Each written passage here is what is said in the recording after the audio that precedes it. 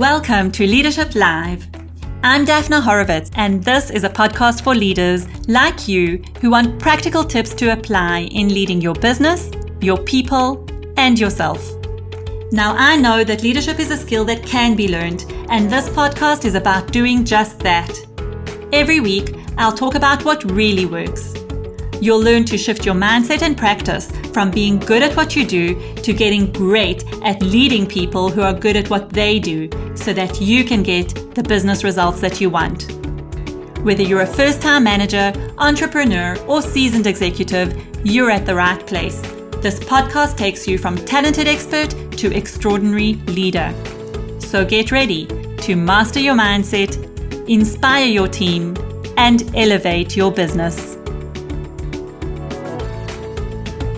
Today, I am talking about working remotely in crisis. I think if we look at our coronavirus situation in different countries, we are experiencing different things. So certainly over here in Israel, we have seen a release and loosening of some of the restrictions that we've encountered. I know some countries are still very much in the thick of it, which is difficult. And I know South Africa is there, Australia, England. So lots and lots of people still with many restrictions, which are very, very challenging. And even those that are starting to loosen up, we are going to be in this situation for quite a while yet. So we are still handling the crisis. We're learning a new way of life, learning a new normal. And there's lots of good things, challenging things, and definitely a lot of stuff that we're learning in this time. And I think that something that I really want to say is that one of the amazing things that have happened is that we've all been able to, or a lot of us have been able to move into this working remotely, not having to go into the office, not being able to go into the office. We've done that transition very, very quickly and very efficiently. And for me, this is a real wonder. It's an amazing thing that's happened here, because I know that when we are in an organization, we're working in a big company and we want to implement change, it takes a very long time to get through the processes, to get the meetings up, to make sure everyone's on board, to create a plan and get everything going. Takes months, sometimes even years to implement change processes. And what we've seen here is that these things have been done very quickly and very efficiently. And this is amazing. I think a big lesson for everyone. Even if you look at the whole education system that has had to literally within a couple of days go into a remote learning system. So I think we can all be proud of ourselves for that. We're going to look at some of the challenges of working remotely, and we're going to look at some tips. I've got 8 tips to give you of things to think about if you are in a situation where you're working remotely, or even it doesn't matter if it's within a company or within your own business. So what are some of the challenges of being or needing to move into a remote way of working so quickly without much preparation? So I would say the top challenges that have come up are centered around 3 things. One is managing keeping kids who are at home, who are not in school, keeping our routine around managing kids who now have to do school online and they're at home while we need to work as well and get our work done. Huge distractions, really, really difficult. The second one that I've seen is about managing boundaries. So how do I now contain my boundaries around my work? Because I'm working at home, does that mean I'm always on? Am I always accessible and responsive to my team and my manager? How does that whole thing work? Which there are a lot of blurred boundaries. And then the third thing I've seen is around routine. How do I create a structure and a routine around now being at home all the time? So we're in one place where everything happens. Our business, our social, our sleep, our food, our family, everything is happening in one place. And it's very difficult to kind of, when there isn't a variety, to be able to say, okay, do I need to wake up now? Do I need to wake up if there's only a meeting? When do I go to bed? How do I create routines around the regular day-to-day stuff so that it feels like, there is some sense of balance and some sense of routine around that? So what I'm finding and noticing as well is something around the routine, but even more just getting some activity going, just having some fresh air, going for a walk, doing exercise. People who routinely exercising are finding it very hard to find the time, create the structure, or even, if it's something that you're used to doing at a gym or something that you used to doing outside, very difficult to bring that into your day. And that's also incredibly challenging. And related to that is the amount of time we're actually spending in front of a screen. So that's also kind of a consequence of some of the challenges that we've seen, is that everything that we're doing, so like I said, all in one place and now all in front of the screen. Really, really difficult. So a lot of report backs about being exhausted because you're constantly in front of the screen, you're constantly talking to a screen, to people on the screen. And then it's emails, it's reports, it's Netflix, it's our Facebook or social media accounts, whatever we're doing, we're constantly doing in front of our screen. So personally, I know I was trying to manage screen time and not be on my phone too much, and now I'm finding everything's happening on screen, so I'm on my screen even more than before, which is really, for me personally, something that I'm not particularly enjoying. One more challenge that I wanted to just raise, and this is something that has been with us throughout this period, and that is that never mind, we're looking today at working remotely, working from home, the other side of it, or the accompanying stress of the fear and uncertainty around the situation. So a lot of us are still quite anxious and fearful about our safety, about our health, and those of our, our health and safety of our loved ones as well. People who might not be living with us, but parents, siblings, friends. There's a real concern and stress level around that. And then also, of course, we don't know the uncertainty. We don't know how long this is going to last. We don't know what's going to happen next. We don't know what to expect. We don't know how to deal with this. So I'm going to talk about that a little bit also right at the end. So what I want to move on to now is I really want to move on to the tips. How do we manage this? What are the things that we can take away that can really help us manage some of those challenges that I spoke about? And it's the pandemic and the working from home, working remotely situation that we're going to be looking at. But the first thing I want to say is tip number one, really important, is be kind to yourself and to those around you. Because this is really, as hard as it is, and we do want to get it right, and we want to make sure that we're handling it in the best way, we also need to be kind to ourselves. We need to be gentle with ourselves. Just remember that if you decided you're going to do 10 minutes of exercise, I certainly did. I decided, okay, I'm at home, I'm going to be doing 10 minutes of exercise routine every day. It's not a problem. I've got a set of weights. I'll do some arm exercises, and I know I've missed many, many days. So be kind to yourself. If you just didn't get to it, it's also okay. It's great to have the intention, but also be okay with yourself if you don't manage to get it done. So point number one, be kind. Be kind to yourself and be kind to others. So we're talking about tip number two. Tip number two is, for me, critical is to discuss the challenges that you're having with your peers and your managers.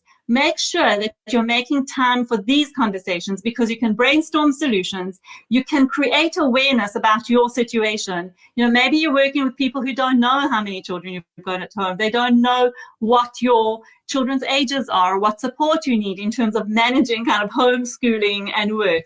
So discuss that and share some of the more personal things that maybe ordinarily you wouldn't share. Let people know what you're going through. It creates awareness, and it also helps people to support each other and show solidarity. The truth is that in this situation, so many of us are in similar situations, similar challenges. So please do bring people in, because that's how you kind of can support each other and give love to each other, or be kind to each other.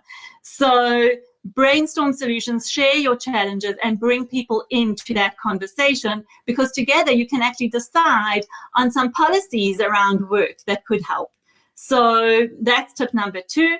Tip number three is connect daily with people at the office. So whether it's one-on-one or as a team, really important to have daily connection points. So some people call them daily huddles. Some people do it weekly, but then they make sure to do one-on-one spread across the week. Make sure that you're connecting with people. Imagine that if you were in the office, you'd be going to get a cup of coffee and then walking past a few people's desks and saying hi, or you'd be meeting someone at the coffee machine and having a short conversation. And those are important. Those are what brings people together and really create a sense of belonging and connection. We need to keep those up as well. So don't forget about that and make sure that you're doing that on a daily basis. It's important to be social. It's important to stay connected to the people that you work with and the people that you spend time with on a work basis. Make sure you're doing it on a personal basis as well. Another one is create structure. So this is really important. Try, again, with the overarching umbrella of being kind to yourself, but try to have a regular waking up time, a regular going to sleep time, more or less. Okay, we're not robots and we have to, allow for whatever it is that comes our way that doesn't fit into the routine. But if you can try to create some kind of a routine that will help you structure your day, it will definitely look a lot better. And in that is included, what are your working hours? When is your lunchtime? What breaks are you going to be taking? And manage expectations in terms of the responsiveness. Just because you're at home and you have access now and you're on the computer and you're working remotely doesn't mean that you need to be on tap at all times. So what are your working hours? When you're on a break, you're on a break. You don't have to feel like you need to respond to a message straight away or an email straight away. Make sure that you create a boundary between the time that you're working and the time that you are engaging with the people at work, with your team, with your manager, and let each other know, you know what, I'm going to stop working at this time. I will check my emails once more. I will check messages once more, but I need to create a break between the time that I'm working and the time that I'm spending with my family. And that really does help to just, I think, maintain a sense of sanity around the enmeshment. I don't even know if that's a word, but I'll use it. The enmeshment of everything that we have in our space at the moment. Okay, moving on to tip number 6, experiment with different things to see what works. So this is really, we are living in times that we haven't experienced before. We're living in a situation that we need to navigate and learn as we go along. So I'm a big advocate for experimenting with different things. We're not always going to get it right. We're not always going to know what the answer is. And even one thing that works for one person may not work for another person. So do make sure that you experiment with different things. If someone has given you a tip and it doesn't work for you, it's okay. Toss it. Try something else. Keep trying different ways to see what really lands well with you. And I think that it's really about checking in with what sits well with you, what works for your lifestyle, for your personality, for the way you like to do things. And you don't have to kind of let your particular personality or way of doing things go because someone else says it should be done a certain way. So try different things, experiment with different ways of working. If you want to work outside some days, if you want to work in a specific, you need to create a corner for yourself where you can have some quiet time. Do that. Try what works and see. Follow what's going to really work for you and try different things. One day you might want to do one thing and another day another thing. So be flexible in that, in playing around, coming up with creative ways to make your working remotely really work for you. Point number 7 was get the technology and the logistics taken care of so that you have a space in your home to work that is your dedicated workspace. Now, I think that's really important because it also ties in to creating the boundaries and the structure. So if you've got little kids at home and your kids know that when you're sitting in that area, it means that you're working, it helps them to understand that maybe you can't be disturbed in that moment when you're sitting in the space. So that's also really helpful to create the boundary and the structure for the people in your home who need to support you in the working remotely aspect. So as far as possible, try to create that, take care of the logistics around it so it makes it as easy as possible for you to really get the remote working right. The last one, point 8, is communication. It's important to communicate what you're feeling, what you're doing, where you're at, what support you need, ask for help, and get people to come along this journey with you. We can't do this together. Okay, so going over those 8 tips, just so that you have a summary: be kind to yourself, Discuss your challenges with your manager and your peers. Brainstorm together and create awareness around what you're going through. 3 is connect daily with someone at the office, whether it's team huddles or individual one-on-one connections, really important. 4 is create a structure around your daily routine, breaks, lunchtimes, wake up, go to sleep, that kind of thing. 5, manage expectations in terms of responsiveness to work requests, work emails, and jobs that need to be done. Number 6 was experiment with different things that work or don't work. Number 7, get the tech and the logistics sorted out, because when you're dealing with those kind of challenges, it can just throw everything out. So make sure that you have a support team in place that can help you with that. And number 8 is communicate. You can never under communicate, in my opinion, in these kind of times. And I really want to end off with a recommendation. Simon Sinek has got a video that's come out recently. I think it's a 6-minute video on, he called it, I think, Unprecedented Times or something like that. Just Google Simon Sinek, Unprecedented Times, and you'll see it. It was a section of a team meeting that they had.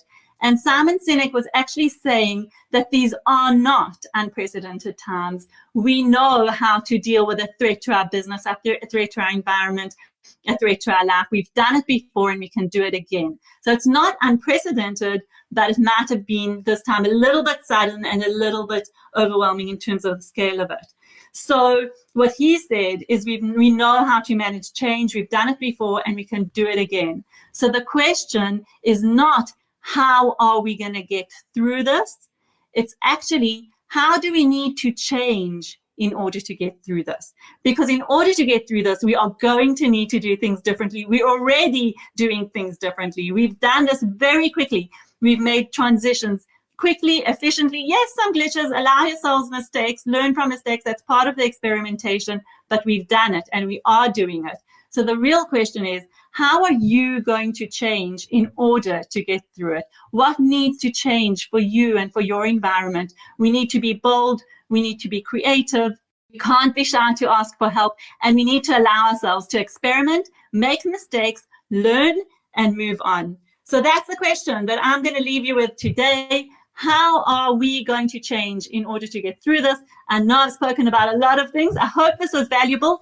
Next week, we are talking about decision-making in crisis, because I think there's also a lot around that. I've written an article about it. In fact, I've got 2 articles out now. One was in the newsletter today and one a couple of weeks ago about tips for working remotely. Thank you for being here today. Have a wonderful Tuesday, and I will see you next week where we'll be talking about decision-making. Have a beautiful week and all the best to you. Lots of love. And this wraps up another episode of Leadership Live. Thank you for joining us today. You can head on to my website at daphnahorovitz.com, where you can download many resources, including a chapter of my book that will show you how to get through tough times and define a big vision for your leadership and your business. If you enjoyed this episode, be sure to subscribe, and I'd be even more grateful if you'd share it with a friend, leave a review and a 5-star rating so that I can continue to reach and support leaders just like you. Tune in next week to Leadership Live, where talented people become extraordinary leaders.